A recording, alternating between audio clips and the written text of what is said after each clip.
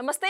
Welcome to our channel. నేను మీ Shalini. YCP నేత IPS సంజయ్‌పై case నమోదైంది. అయితే తర్వాత సుప్రీంకోర్టులో అయితే ఆయన కేసు డిస్మిస్ చేసింది. అసలు ఏం జరిగింది? ఇలాంటివన్నీ డిస్కషన్ చేసే ముందు స్టూడియోలో ఉన్నారు senior journalist doctor Kanakadurga Vadlamani గారు ఉన్నారు. వారిని అడిగి విషయాలను తెలుసుకునే ప్రయత్నం చేద్దాం. నమస్కారం మేడం. నమస్తే అండి. మేడం, సంజయ్‌పై కేసు నమోదైందంటే అసలు ఏం జరిగిందంటే ఏం చెప్తారు మేడం అసలు? ఈయన సంజయ్ అనే ఐపీఎస్ అధికారి. ఈయన వైసీపీ హయాంలో ఆయన అగ్నిమాపక శాఖలో అంటే కీలకంగా వ్యవహరించారు. ఆయన పొజిషన్ ఏంటో మనకు తెలియదు, కానీ చాలా అవకతవకలు జరిగాక ఆయన మీద ఏసీబీ కేసు నమోదు చేయడం, ఆయన సుప్రీంకోర్టుకు వెళ్ళారు బెయిల్ కోసం. కానీ ఇవాళ బెయిల్ రిజెక్ట్ అయింది. ఇవాళ చూసారా, అక్కడ వ్యాన్పిక్లో క్వాష్ పిటిషన్ వేస్తే జగన్మోహన్ రెడ్డి, అక్కడ అది ఏసీబీ కోర్టుకు అనుకూలంగా అక్కడ వచ్చింది. ఇక్కడ కూడా ఏసీబీకి అనుకూలంగానే వచ్చింది. అంటే కోర్టులు సజావుగా పనిచేస్తున్నాయి, కోర్టులు న్యాయ ప్రకారంగానే ఉన్నాయి. మన ఆ విషయంలో మనం సంతోషపడాలి. ఒకటి. రెండు, ఇంకొక ముఖ్యమైన విషయం ఏంటంటే, మన సిట్టు విషయంలో కావచ్చు, అంటే మద్యం కుంభకోణంలో కావచ్చు, ఏ కుంభకోణంలోనైనా సిట్టు కావచ్చు, ఏసీబీ కావచ్చు, ప్రతి నిందితుడికి, అంటే నిందితుడు అనుకున్న వ్యక్తికి అవకాశాలు కరెక్ట్గా ఇస్తోంది. అంటే వాళ్ళు బెయిల్ కోసం ఇటు హైకోర్టును ఆశ్రయించి తర్వాత సుప్రీంకోర్టును ఆశ్రయించి అక్కడ రిజెక్ట్ అయ్యాక అప్పుడు వాళ్ళు తదుపరి చర్యలు తీసుకుంటున్నారు. వాళ్ళు ముందు వాళ్ళ మీద అభియోగాలు రాగానే ఎవరిని కూడా అరెస్ట్ చేయట్లా. అంటే వాళ్ళు చాలా క్లియర్ కట్గా వాళ్ళు అంటే ఫ్యూచర్ యాంటిసిపేట్ చేసి, ఇప్పుడు మనం వీళ్ళని అరెస్ట్ చేసినా కూడా వీళ్ళు మళ్ళీ బెయిల్ కోసం కోర్టుకు వెళ్తారు. ఒకవేళ అరెస్ట్ చేస్తే వెంటనే బెయిల్ వస్తుందేమో తెలియదు మనకి. అందుకని అరెస్ట్ చేయకుండా వాళ్ళకి అవకాశం ఇచ్చి, ఇక్కడ సుప్రీంకోర్టు కావచ్చు, అంతకుముందు హైకోర్టు కావచ్చు, వాళ్ళకి రిజెక్ట్ చేశాక అప్పుడు వాళ్ళంతటా వాళ్ళు లొంగిపోయే అవకాశం వస్తుంది. చూసారా మీరు, వీళ్ళు అరెస్ట్ చేయాల్సిన అవసరం కూడా రావట్లే. అదే జరుగుతుంది. ఎందుకంటే ఆయన సుప్రీంకోర్టు రిజెక్ట్ చేయగానే ఆయన అజ్ఞాతంలోకి వెళ్ళిపోయాడు. చిత్రం ఏంటంటే, వీళ్ళందరూ, మీరు వైసీపీ వాళ్ళందరూ గమనించండి, అందరూ అజ్ఞాతంలోకి వెళ్ళిపోతున్నారు. అసలు మీకు లిక్కర్ కుంభకోణంలో అయితే ఎవరూ కూడా దొరకలేదు, పారిపోదామని చూశారు, ఎక్కడెక్కడో తిరిగారు. మీరు గమనించారా?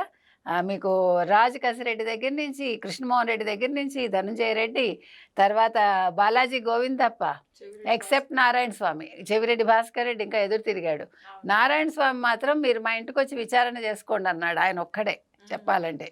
అదేవిధంగా ఎవరు, మన విజయసాయి రెడ్డి గారు అసలు పార్టీ నుంచి వచ్చేసి బయటకి, మీకు నేను సహకరిస్తాను, మీరు ఎప్పుడు చెప్తే అప్పుడు వస్తాను అని ఆయన అంతకంట. అంటే నేను అనేది ఏంటంటే, వీళ్ళకి వాస్తవాలు అర్థమయ్యాక, తత్వం బోధపడ్డాక వీళ్ళు కరెక్ట్ ట్రాక్లోకి వస్తున్నారు. సో ఇవాళ సంజయ్ ఏం చేశాడు, ఏసీబీ కోర్టుకు వచ్చాడు లొంగిపోతానని తనంతట తను. అంటే వేరే ఆప్షన్ లేదు. ఇప్పుడు జగన్మోహన్ రెడ్డి ఎవరిని కూడా ఏమీ చేయలేడు, అంటే కాపాడలేడు. నాకే దిక్కులేదు, ఇంక మిమ్మల్ని నేను కాపాడుతానని ఉంటాడు ఆయన. ఇప్పుడు అందరి పరిస్థితి అలా ఉంది. అందుకని అంటే ఇవన్నీ కూడా ఎగ్జాంపుల్స్ దేనికంటేనండి, ఇప్పుడు పనిచేస్తున్న పోలీస్ ఆఫీసర్లు కావచ్చు, లేకపోతే ఐపీఎస్లు కావచ్చు, ఐఏఎస్లు కావచ్చు, వాళ్ళ వృత్తి ధర్మాన్ని వాళ్ళు సరిగ్గా సక్రమంగా నిర్వహించాలా అనే దానికి ఇవన్నీ కూడా దృష్టాంతాలు. అంటే ఇప్పుడు ప్రజల్లో ఇప్పుడు ఐపీఎస్లన్నా ఐఏఎస్లన్నా అంటే ఈ కూటమి ప్రభుత్వం వచ్చాక కొంచెం మంచి భావన వచ్చింది.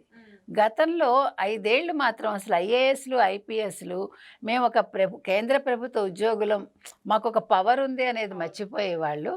జగన్మోహన్ రెడ్డి దగ్గర నిజంగా చెప్పాలంటే బానిసల్లాగానే పనిచేశారు. కట్టు బానిసలు అంటారు చూడండి, అట్లా పనిచేశారు. కానీ ఇప్పుడు వాళ్ళు రియలైజ్ అయినా కూడా ఇట్స్ టూ లేట్. ఏం చేయలేరు ఎవరు కూడా. వాళ్ళని ఎట్లా కాపాడతారు? ఎవరు కాపాడతారు? మీరు తప్పు చేసే ముందు ఒళ్ళుపై తెలియకుండా ఉండకూడదు.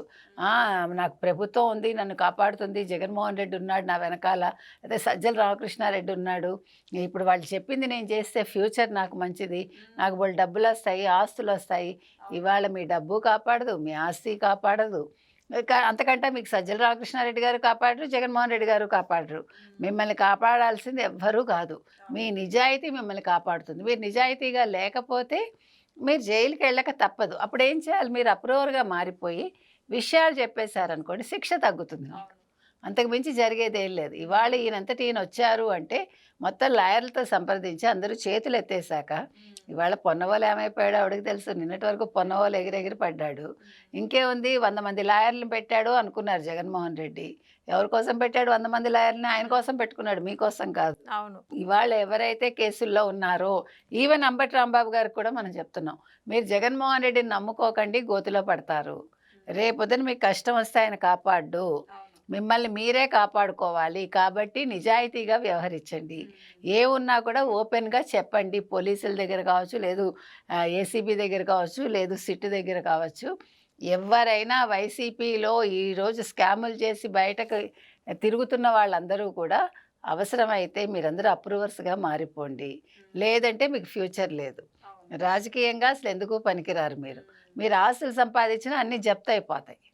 ఇంకా మీరు దేనికోసం కష్టపడినట్టు, దేనికోసం అబద్ధం చెప్పినట్టు, దేనికోసం మీరు విలువల్ని మీరు వదులుకున్నట్టు. ఇప్పుడు ఇటు కుటుంబంలోనూ మనశ్శాంతి లేకుండా, అటు సమాజంలో మీకు ఒక గుర్తింపు లేకుండా ఎందుకంటే ఇంకా జీవితాలు కదా. కాబట్టి ఇవాళ మనం ఏదైతే సంజయ్ కేసులో జరిగిందో దీన్ని మీరందరూ కూడా ఒక ఉదాహరణగా తీసుకోండి. వైసీపీ వాళ్ళకి చెప్తున్నాం మనం. మీరందరూ కూడా ఇంకా తప్పులు చేయకండి కొత్తగా. చేసిన తప్పులు ఎలా సరిదిద్దుకోవాలో ఆలోచించుకోండి. ఈవెన్ రోజా కూడా ఎగిరెగిరి పడ్డం కాదు. ఇంకా చంద్రబాబు నాయుడు తిడదామా, లోకేష్ని తిడదామా, పవన్ కళ్యాణ్ తిడదామా కాదు. మీరు ఎలా బయటపడాలో చూసుకోండి. మీ జగన్మోహన్ రెడ్డి మా జగనన్న, మీ జగనన్న మీ వెనకాల ఉండడు. సొంత చెల్లెలకే లేడు, ఇంక మీరేంటి దిక్కు కదా. సొంత చెల్లెలనే పంపించేశాడు, మీరెంత అసలు అతనికి. కాబట్టి మీరందరూ అవి ఆలోచించుకోండి. ఇవాళ సంజయ్ బాట మీరు కూడా పట్టండి. మీరు తప్పు చేస్తే ముందుగానే వెళ్ళి లొంగిపోండి అని మనం వైసీపీ వాళ్ళకి చెప్తాం. మేడం, లిక్కర్ స్కామ్ సంబంధించి ఎవరైతే 12 మంది నిందితులు ఉన్నారో ఈరోజు ఏసీబీ కోర్టుకు హాజరుపరిచే ఉంది.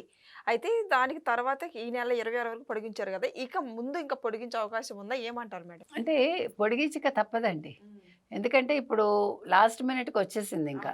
ఇప్పుడు ఈ టైంలో వాళ్ళని వదిలేస్తే మళ్ళీ వాళ్ళు ఎటు కాకుండా అయిపోతారు. మాట మార్చచ్చు, లేదు జగన్మోహన్ రెడ్డి వాళ్ళని ఏం మారుస్తాడో తెలియదు, ఏమారుస్తాడో తెలియదు రెండు.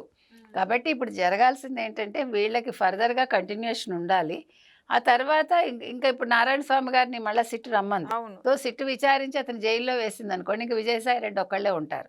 ఇంకా మిగతా ఎవరున్నా కూడా వాళ్ళందరూ పెద్ద ఇంపార్టెంట్ కాదు.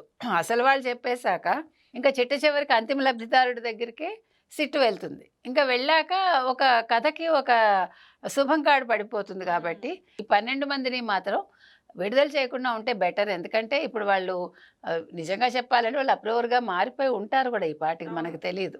సో ఈ కేసు అంతా ఒక కొలిక్కి వచ్చాక అప్పుడు వాళ్ళని ఏం చేయాలో అప్పుడు కోర్టు ఆలోచిస్తే బాగుంటుంది. సో ఇదని చూసారు కదా, వైసీపీ హయాంలో ఉన్న ఐపీఎస్ సంజయ్ అయితే ఆయనకంతా ఆయనే సరెండర్ అయిపోయారు. ఇక ఏం జరుగుతుందో నెక్స్ట్ వీడియోలో అయితే తెలుసుకుందాం. Thank you madam. Thank you.